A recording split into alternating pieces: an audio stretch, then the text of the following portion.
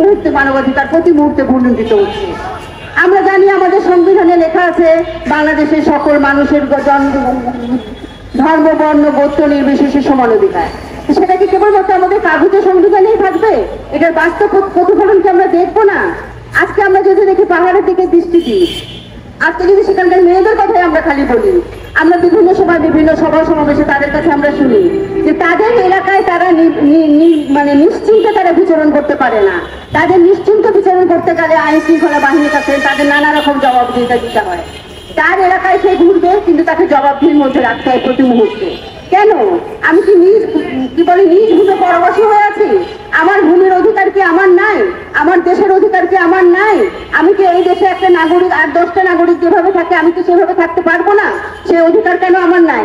এই প্রশ্নটা আজকে পাহাড়ের যে জনগোষ্ঠী তাদের সাথে আজকে আমরা যারা মানবাধিকার আন্দোলন করি আমাদের কাছেও কিন্তু একই প্রশ্ন, সকলের সমান অধিকার কেন নাই? যারা প্রান্তিকতায় আছে তারা কি সবসময় নিষ্পেষিত নিগৃহীত হবে? তাদের অধিকার কি তারা পাবে না? এই প্রশ্ন কিন্তু আজকে আমরা করতে চাই। আজকে যে আইন শৃঙ্খলা বাহিনী পাহাড়ে আছেন তারা যেখানে সেখানে আইন শৃঙ্খলা রক্ষা করবেন, এখন তাদের দ্বারাই যদি সেই এলাকার লোকজন নিগ্রহের শিকার হয় তাহলে সেইটার জবাব দিয়ে কে করবে, কার কাছে করবে? আজকে আমরা এখানে এই কারণে সমবেত হয়েছি, বাংলাদেশ মহিলা পরিষদ একটা মানবাধিকার সংগঠন, যেখানে মানবাধিকার লঙ্ঘন সেখানে বাংলাদেশ মহিলা পরিষদ তার কণ্ঠ নিয়ে এগিয়ে আসে, তার যতটুকু শক্তি আছে সেই শক্তি নিয়ে সামনে আসে। আজকে আমরা মনে করি এই যে মেয়েটি দলবদ্ধ ধর্ষণের শিকার হলো তার ক্ষতিপূরণ তো জবাব দিতে পারবে না পৃথিবীর কেউ।